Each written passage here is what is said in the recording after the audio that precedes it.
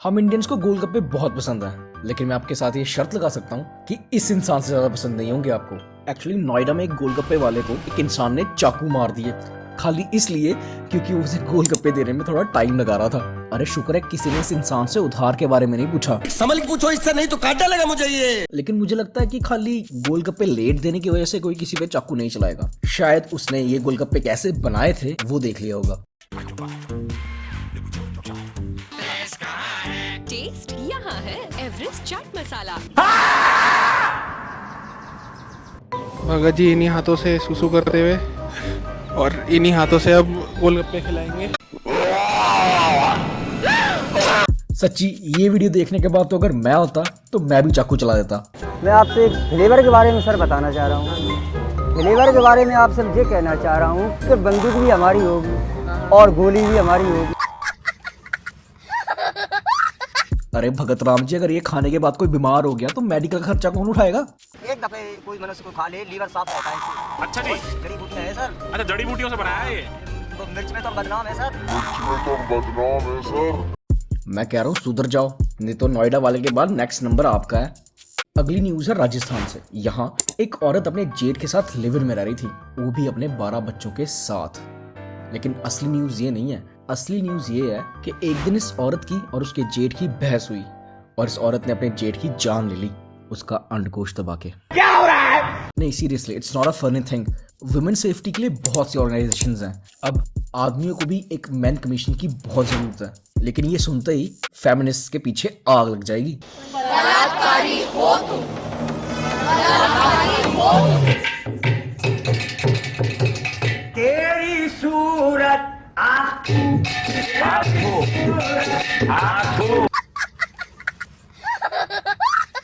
Congress party के एक MLA हैं राजू कागे। ये कर्नाटक से बिलोंग करते हैं और ये बेचारे बहुत दुखी हैं और इनका दुख जानकर आपकी आंखों में भी आंसू आ जाएंगे।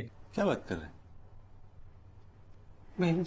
तो मुद्दा ये है कि जब भी कभी राजू कागे को हॉस्पिटल जाना पड़ता है तो वहाँ पे नर्स उन्हें दादाजी दादाजी कह के बुलाती हैं और ये सुनकर उन्हें बहुत तकलीफ होती है। क्या करें, बेचारे थोड़े रंगीन मिजाज के हैं ना। अब फेमिनिस्ट पुलिस इन्हें बिल्कुल नहीं छोड़ेंगी। लेक जानवर 30 साल से रहने रंडवा है। लेक जो भी बलात्कार के केस हैं, जिनके मुजरिम लापता है, इन दोनों पे थोप 10 सालों पर। ये भगवान क्या जुल्म है। आप लोगों ने कभी दीप वीर के बारे में सुना है? दीप वीर, सोचिए क्या हो सकता है। ये शॉर्ट फॉर्म है दीपिका और रणवीर का। सुनने में कितना क्यूट लगता है ना? नहीं, बिल्कुल नहीं, बिल्कुल बकवास आइडिया होता है। ये लड़की का नाम आता और लड़के का नाम आता जोड़ के एक नया नाम बना देना। अबे चल क्या रहा है? अरे जरा सोच के देखो, एक लड़का जिसका नाम चंकी है और एक लड़की जिसका नाम आतिया है, अबे उसका क्या नाम रखोगे तुम? गाली दे रहा है कोई।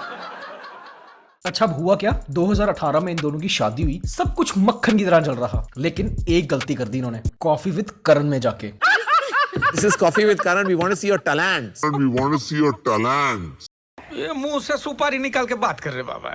इसके मुंह में पैदाइशी सुपारी है। नहीं, इस इंसान ने ये ठेका उठाया हुआ है, जिसका भी रिलेशनशिप मक्खन की तरह चल रहा है वहां पे जाके बस आग लगा दो। नहीं करता क्यों तू ऐसा? क्यों करता है? I can do what the I want. बेचारे जब दोनों इकट्ठे एंटर हुए थे शो के अंदर, कितने शांत कितने सुंदर लग रहे थे, लेकिन इसने पता नहीं अपनी चाय में क्या जमाल गोटा मिलाया होता है। इंसान कुछ से कुछ बोल देता है। अबे चाय नहीं कॉफी मिलाता है वो। ओह सॉरी, कॉफी पता नहीं क्या मिलाता है इस कॉफी में। एक बात है वैसे, योगी जी को इसे अपनी कैबिनेट में शामिल करना चाहिए। अब यार बिना बुलडोजर के घर तुड़वा रहा है ये आदमी। आवश्यकता नहीं भाइयों बहनों, चिंता करने की आवश्यकता नहीं। और मैं आपको आश्वासन देने के लिए आया हूं कि बुलडोजर को मरम्मत करने के लिए भेज दिया हूं। One thing that you dislike about the industry but have to pretend to like is your show. Next news है इंदौर से। पिछली वीडियो में मैंने आपको बताया था कि मध्य प्रदेश में इलेक्शंस होने वाले हैं और एक हेल्थी डेमोक्रेटिक पार्टी को चुनने के लिए सबसे बड़ी कंडीशन ये है कि मैक्सिमम से मैक्सिमम लोग वोट करें ताकि बेस्ट लीडर को जिताया जा सके। अब इस चीज को मद्देनजर रखते हुए इंदौर के फूड हब ने ये प्रॉमिस किया है कि जो लोग 17 नवंबर को अर्ली आवर्स में जाके वोट करेंगे उन्हें फ्री जलेबी और पोहा मिलेगा एंड दैट इज गुड। और हो सकता है इसकी वजह से बहुत से लोग वोट करने जाएं। चाबी कहाँ है? गाल में डालियो क्या चाबी साला? और कुछ ऐसी ही स्ट्रेटेजी यूज हुई थी न्यूजीलैंड वर्सेस इंग्लैंड के मैच में, जहां फीमेल्स को फ्री फूड और फ्री टिकट प्रोवाइड की थी। अगर आपने ये वीडियो नहीं देखा तो मैं लिंक पिन कर दूंगा डिस्क्रिप्शन में, जरूर देखिएगा। अच्छा, इंदौर के बारे में एक बहुत अच्छी बात है कि ये इंडिया की सबसे ज्यादा क्लीनेस्ट सिटी है। अब अगली न्यूज में सेंट्रल गवर्नमेंट एम्प्लॉयज बहुत खुश होंगे क्योंकि अब ग्रुप बी और ग्रुप सी के एम्प्लॉयज का डीएनएस अलाउंस 4% से बढ़ने वाला है और दिवाली पे उन्हें 7,000 का बोनस मिलेगा। पैसा ही पैसा होगा। कि डीएनएस अलाउंस दिया जाता है महंगाई को काउंटर करने के लिए, और जो लोग रिटायर हो चुके हैं उन्हें दिया जाता है डीएनएस रिलीफ। अब डीए कैलकुलेट किया जाता है गवर्नमेंट एम्प्लॉय के बेसिक सैलरी पे और डीएनएस रिलीफ कैलकुलेट किया जाता है रिटायर्ड पेंशनर की बेसिक पेंशन पे, और ये सब कैलकुलेट किया जाता है on the basis of all India consumer price index. तो जो लोग गवर्नमेंट एग्जाम की तैयारी कर रहे हैं, नोट कर लो, पेपर में आ सकता है। अच्छा, पहले डीए था 42% और अब 4% इंक्रीज के बाद डीए हो गया 46%। इसे सिंपल समझते हैं। फॉर एग्जांपल, एक सेंट्रल गवर्नमेंट एम्प्लॉय जिसकी तनख्वाह 39,900 थी, उसे 42% डीए पे मिलता था 16,758 रुपीज, लेकिन अब 46% डीए के हिसाब से उसे मिलेगा 18,354 रुपीज, यानी लगभग 1,600 रुपया बढ़ जाएगा। अब एक कमेटी तो एक्स्ट्रा डल ही सकती है। अब नेक्स्ट न्यूज है सेम सेक्स मैरिज पर।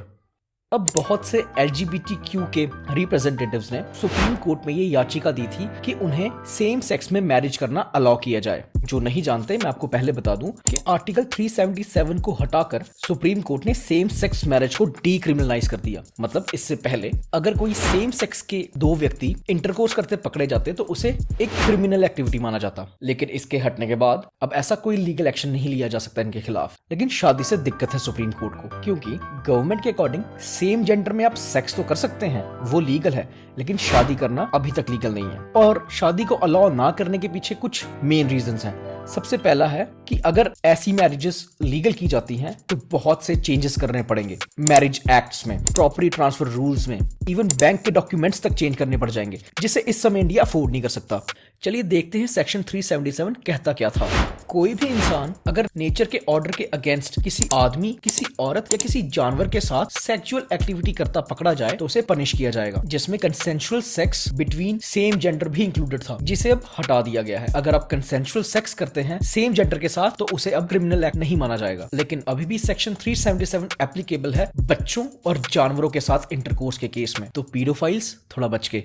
इस केस को केटर कर रही थी एक 5 जज बेंच, जिसमें chief justice of India Chandrachud ji, Sanjay Kaul ji, Ravindra Bhat ji, Hema Kohli ji और जस्टिस PS नरसिम्हा जी थे। और इन्होंने 3:2 के रेशियो से ये कंक्लूड किया that marriage is not a fundamental right in India and there is no law that enables same sex marriage in India. यानी वो सीधा सीधा ये कहना चाहते थे कि इस डिमांड को केटर करने के लिए कोई लॉ नहीं है इंडियन कॉन्स्टिट्यूशन में, इसीलिए पार्लियामेंट ऑफ इंडिया ही इस पे कोई लॉ बना सकती है। हमारे मतलब आपको मत सिखा। अगर पर्सनली मेरा व्यू मांगा जाए तो मेरे हिसाब से तो अलाउ कर देना चाहिए।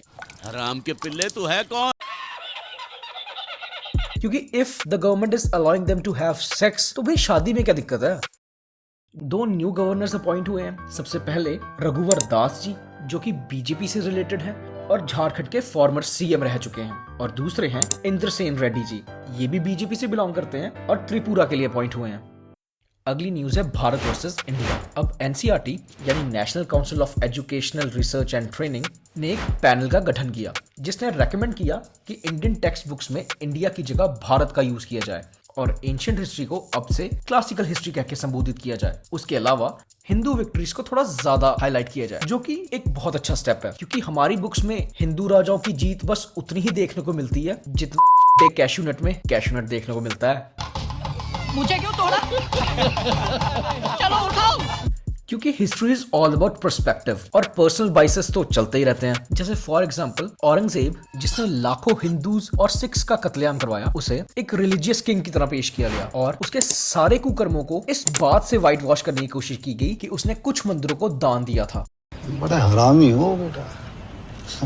अब ये न्यूज सुन के आपका दिल गार्डन गार्डन हो जाएगा। इसरो ने गगनयान का इमरजेंसी एग्जिट मॉड्यूल का सक्सेसफुली टेस्ट कर लिया है। दिल गार्डन गार्डन हो रहा है, बहुत मजा आ रहा है यहाँ पे। यानी अब हम मैन मिशन को सक्सेसफुली कर सकते हैं, पर ये करना बहुत टफ है। इतना टफ कि खाली हमसे पहले रशिया, USA और चाइना ही कर सकें। अब इस टेस्ट के बाद हमारा ही नंबर है। इतनी खुशी मुझे।